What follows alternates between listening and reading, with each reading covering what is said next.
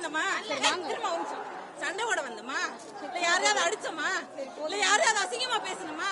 இல்ல இந்த மதத்தை பத்தியா தப்பா பேசணுமா? எதுக்கு எங்களை பிடிச்சி தள்ளுறீங்க? எதுக்கு தள்ளுறீங்க? சாமி கூட வந்திருக்கோம்.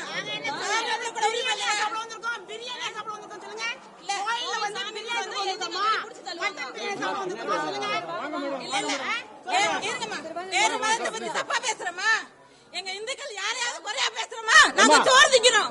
அதனால நாங்க யாரையும் குறையா பேச மாட்டோம். வேற மதத்தை பத்தி பேச மாட்டோம். வேற ஆளுகளை பத்தி பேச மாட்டோம். எங்க உரிமை அதே உரிமையை நாங்க காக்க எங்க உரிமையை நாங்க விட்டு கொடுக்கல.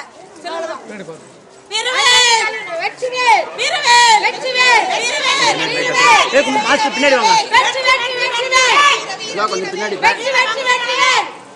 இல்ல பண்ணி வெட்டுவேன்னு சொல்லுவாங்க. அவனை விட வாங்கலாம். ஒருத்தர் ஆட்டுக்கறி என்ன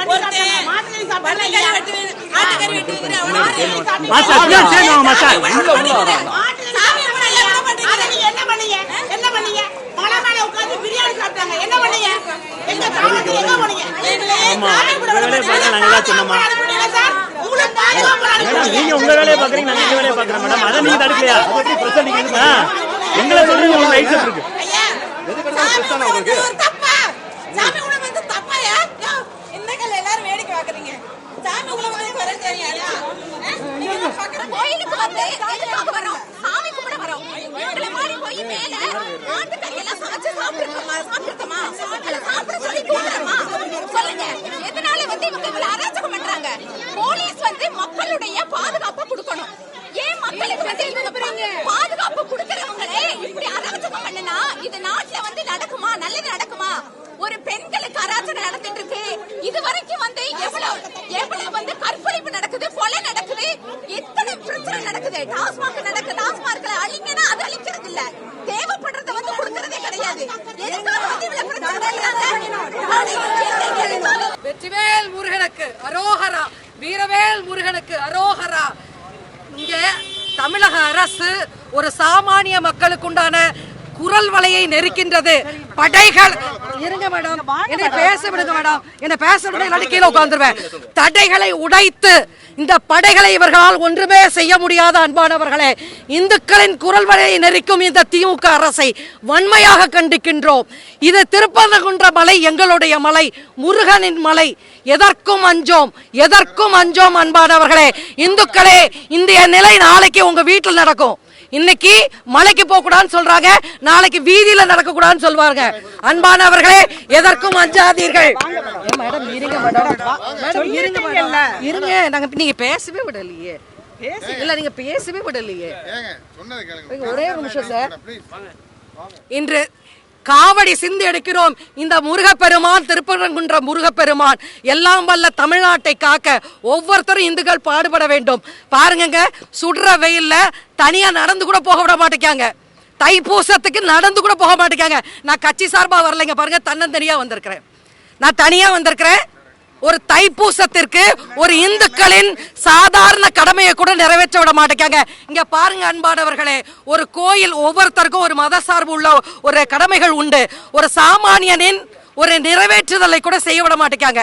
தமிழக அரசு இந்த அளவுக்கு ஒரு சாமானியனுடைய குரல் வலையை நெருக்க கூடாது. அன்பானவர்களே, திராவிட முன்னேற்ற கழகத்தை எதிர்த்து ஒரு சாமானிய இந்துக்கள் போராடி கொண்டேதான் இருப்பான். நீங்க என்ன பண்ணாலும் சரி, திராவிட அரசு ஒழிக, திமுக அரசு ஒழிக. இன்றைக்கு தமிழ்நாட்டில் வந்து ஆறுபடை வீடுகளிலே ஒரு பதட்டமான சூழ்நிலையை இந்து சமய அறநிலையத்துறையும் குறிப்பாக அமைச்சரும் ஏற்பட்டு இருக்காங்க. அது திருச்செந்தூராக இருக்கட்டும், பழனியாக இருக்கட்டும், திருப்பரங்குன்றமாக இருக்கட்டும், இங்கே தேவை என்று இன்றைக்கு பல்வேறு ஆண்டுகளாக இங்கே இந்துக்களும் இஸ்லாமியர்களும் இந்த ஒற்றுமையாக இருந்த சூழ்நிலையில் தேவையின்றி ஒரு அறிவிப்பு பலகை வைத்து இஸ்லாமியர் மத்தியில் ஒரு பதற்றத்தை ஏற்படுத்தி இந்து சமய அறநிலையத்துறை தேவையின்றி ஒரு சர்ச்சை ஏற்படுத்தி இருக்கின்றது. இன்றைக்கு திமுகவுக்கு நாளடைவில் இஸ்லாமியர் மத்தியில் செல்வாக்கு குறைந்து வருகிறது. இஸ்லாமியர் வாக்கு வங்கி குறைந்து வருகிற சூழ்நிலையில் திருப்பரங்குன்றத்தில் இருக்கின்ற அந்த தர்காவை பாதுகாப்பதற்காக இந்த அரசாங்கம் திமுகவும் சப்போர்ட்டாக இருப்பது போன்ற திட்டமிட்டு நவாஸ்கனியை இந்த பகுதியில் அனுப்பி ஒரு பதற்றத்தை ஏற்படுத்தி இருக்கின்றார். இது முருக பக்தர்கள் மத்தியிலே ஒரு மிகப்பெரிய வேதனையை ஏற்படுத்தி இருக்கின்றது. இன்றைக்கு தமிழ்நாடு முழுவதும் உள்ள, உலகம் முழுவதும் உள்ள சாதி சமயம் மதங்களை கடந்து முருகா என்ற வார்த்தையை தான் இன்றைக்கு தென்னகத்திலே நம்ம இறைவனை துதிக்கக்கூடிய நிலையில் 6 படை வீடுகளில் முதல் படை வீடாக இருக்கின்ற முருகனுடைய அந்த திருமலையை, அந்த திரு குன்றத்தை இன்றைக்கு பிற சமூகம் வந்து அது அங்கீகாரம் கோரும்போது இந்த இந்து சமய அறநிலையத்துறை அது முருகனுடைய அந்த குன்று, அது முருகனுக்கு சொந்தமானது என்ற அறிவிப்பை இந்த இந்து சமய அறநிலையத்துறையும் இந்த ஆட்சியாளர்களும் ஏற்படுத்தாத காரணம் இன்றைக்கு திருப்பரங்குன்றம் ஒரு பதட்டமான சூழ்நிலையில் இருக்கின்றது.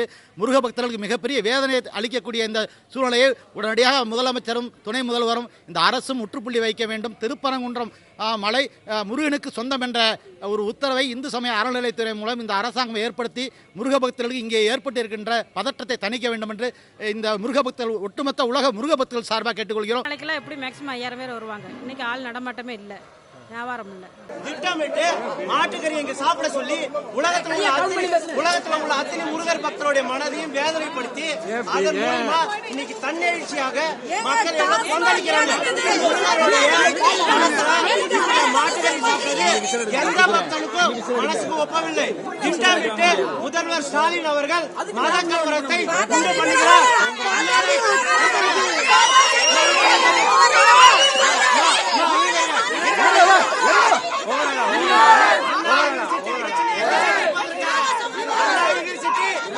பலாத்காரத்தை திசை திருப்பதற்காக திட்டமிட்டு இதை மாற்றுகிறார், திசை திருப்புகிறார். மாவட்ட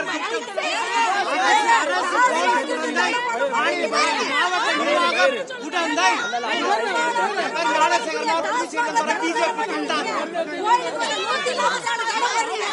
பஸ் வரல, இங்க பஸ் உள்ள விட மாட்டேன்றாங்க, வெளியே ஏற விட மாட்டேன்றாங்க. மேனேஜர் வேற திட்டுறாரு, ஸ்கூலுக்கும் போக முடியலண்ணே, ரொம்ப லேட் ஆகுது. நாங்கள் தோப்பூர் போனோம்ண்ணே, பஸ்ஸே வர மாட்டேங்குதுண்ணே. அதுவுமே அரை மணி நேரத்துக்கு ஒருக்கா இல்லை 10 நிமிஷத்துக்கு ஒருக்கா ஒரு பஸ் மட்டும் அது நிப்பாட்ட மாட்டேன்றாங்கண்ணே. அன்னைக்கு கோயில் திறந்தாங்க, திறந்ததுலேருந்து கூட்டமே வரல. எல்லாத்துக்குமே கடையெல்லாம் பாதி பேர் அடைச்சிருக்காங்க, பாதி பேர் கோயிலுக்கு சம்மந்தப்பட்டதை வச்சுருக்கோம். ஆனால் கூட்டம் வரல, எங்களுக்கு வியாபார பாதிப்பு உண்டு. இன்னைக்கு குறைஞ்சது காலையிலேருந்து 5:30 மணிலேருந்து 1 மணி வரைக்கும் ஒரு 4000 பேராச்சும் வருவாங்க. 100 பேர் கூட கோயிலுக்கு வரல. எல்லா பக்கமும் பிளாக் பண்ணிவிட்டு உள்ளே அலோவ் பண்ணலை ஒருத்தரையுமே. அது வாசி அப்படியே எல்லாமே சமைச்சு போய் கோயிலெலாம் திறந்துருக்கு, புறப்பாடெல்லாம் இருக்குது, எல்லா சாமியும் கும்பிட்றாங்க, வர்றாங்க.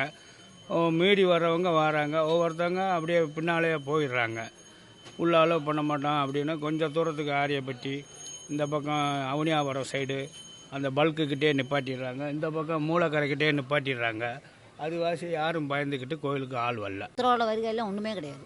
எந்த வெளியூரில் இருந்து வரல, உள்ளூர் பக்தரை வர பயப்படுறாங்க. என்னமோ பிரச்சனை ஆயிருமே அவங்க நினைக்குது. எந்த கூட்டம் இல்லை, ரொம்ப ஒரு ஆள் நடமாட்டம் இல்லாமலே கிடக்கு. ஊர் மாதிரியே இல்லை. நான் பழனியிலிருந்து வரேன். 6 படை வீட்டுக்கு போகணும்னு சொல்லிட்டு ஒவ்வொரு படை வீட்டுக்கு போகலான்ட்டு முதல் படை வீட்டுக்கு வந்திருக்கிறேன். எனக்கு இது பெரிய ஒரு சோதனையாக, ஒரு வேதனையாக இருக்குது. ஒரு ஹோட்டலில் சாப்பிட்றதுக்கு எல்லா கடைகளையும் சாத்தி வச்சிட்டாங்க. ரயில்வே ஸ்டேஷனில் கேட்டாங்க கூட நீங்கள் எங்கே போகிற, எதுக்கு போகிற அப்படிங்கிற ஒரு கோயிலுக்கு வர்றதுக்கு எனக்கு ஒரு சுதந்திரம் இல்லாத ஒரு சூழ்நிலையை உருவாக்கிட்டாங்க. நான் இந்த 6 படையை எப்படி நான் முழுமையாக ஒரு முதல் படையிலே எனக்கு பெரிய சோதனை. அதனால் நான் வேறு எங்கேயும் போகிறக்கும் கூட எனக்கு ஒரு மனசு இல்லாமல், ஒரு சாப்பாட்டுக்கு வழி இல்லாமல், ஒரு பெரிய ஒரு வழியில் வேதனையில் நான் இங்கே சுற்றிட்டு இருக்கிறேன். எனக்கு சோதனை, நான் அவர்கிட்ட வந்தேன், அவர் மலைக்கே சோதனை அப்படிங்கிற மாதிரி எல்லோரும் சொல்கிறாங்க. இந்த 144 தடை உத்தரவெல்லாம் இங்கே எந்த ஒரு பிரச்சனையுமே நடக்கலை. அவங்க தேவையில்லாமல் இதை உருவாக்கி அந்த முருகனை கும்பிட்றதுக்கு யாருமே வர முடியாத அளவுக்கு பண்ணிட்டாங்க. இப்போ நிறைய பேர் அங்கே ரயில்வே ஸ்டேஷன்லேருந்து அப்படியே திரும்பி நிறைய பேர் போயிட்டாங்க. சாமிபுரக்கு எங்கூட வந்தவங்கெல்லாம் நாங்கள் யாரும் வரல, அங்கே சாமிபுரக்கு விட மாட்டாங்களாமாப்பா அப்படின்னு சொல்லிட்டு எல்லோரும் கிளம்பிட்டாங்க. ஆனால் நான் அந்த முருகனை நம்பி நான் வந்திருக்கிறேன்.